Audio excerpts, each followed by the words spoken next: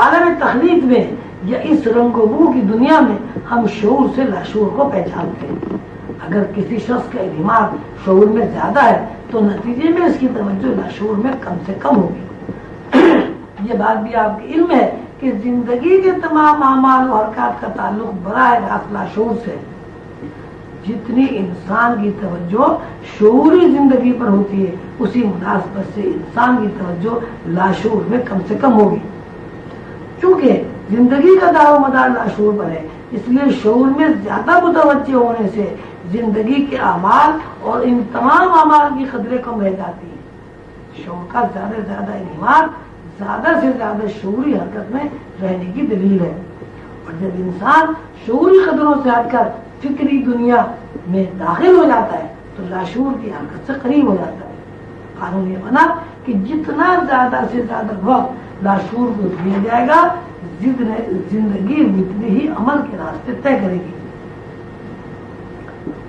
لاشعور کی حرکت کا وہ رخ ہے جو زندگی میں مکانیتوں کی تعمیر کرتا ہے۔ عالم امر یا اصل مکان میں زمان غالب اور مکان مغلوب ہے۔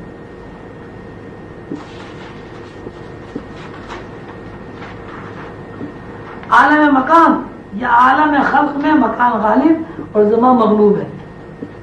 ہم جب شعوری زندگی میں سفر کرتے ہیں تو ہمارے اوپر شعور کا غلبہ ہوتا ہے اور لاشعور مغلوب رہتا ہے۔ جب ہم مکانیت سے گزر کر زمانیت یا شعور میں قدم بڑھاتے ہیں تو لاشعور غالب ہو جاتا ہے اور شعور مغلوب ہو جاتا ہے۔ انسان کی زندگی کے سارے اعمال سارے کردار دو رخوں پر قائم ہیں۔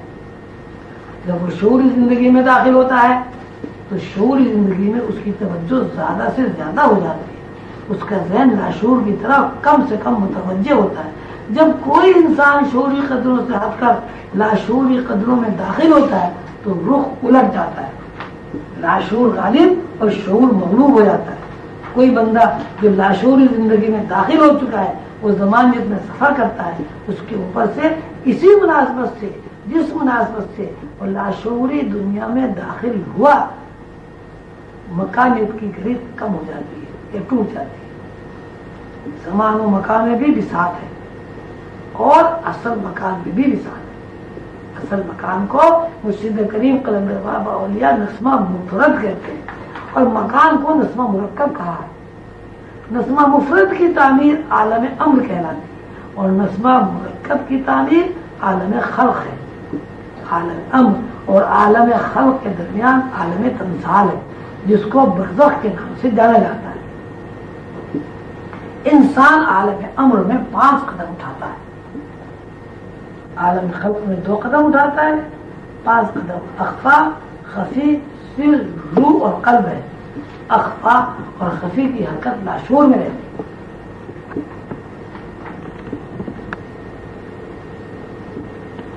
پہلی حرکت سر، روح، قلب انسان میں وہم، خیال اور تصور پیدا کرتی ہے۔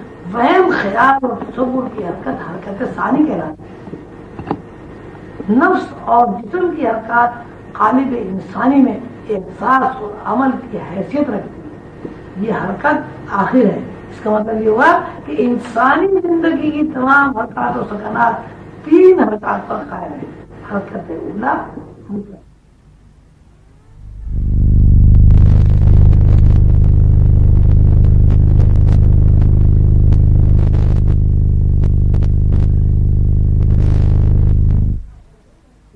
لطیفہ خفی کا رنگ ہے۔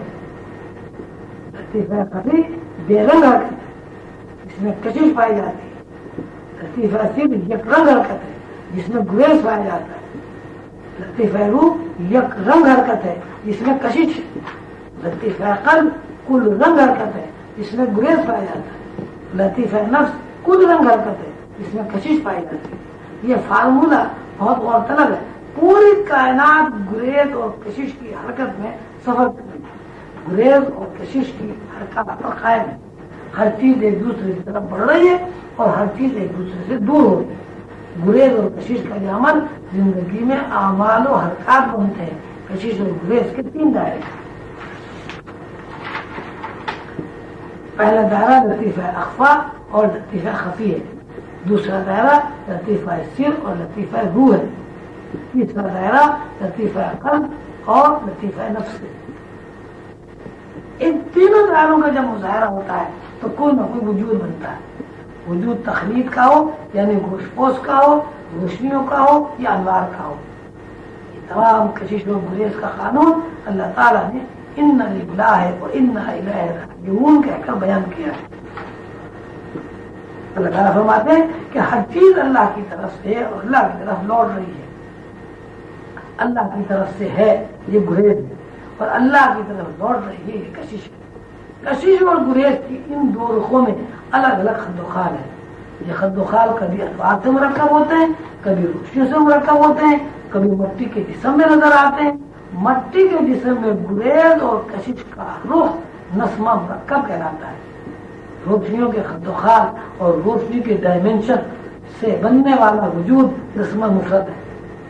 اور انہی خد و خال میں جب نور جلوہ افروز ہوتا ہے یعنی خد و خال نور سے ترکیب پا جاتے ہیں، یہ نسمہ مطلق کی دنیا ہے.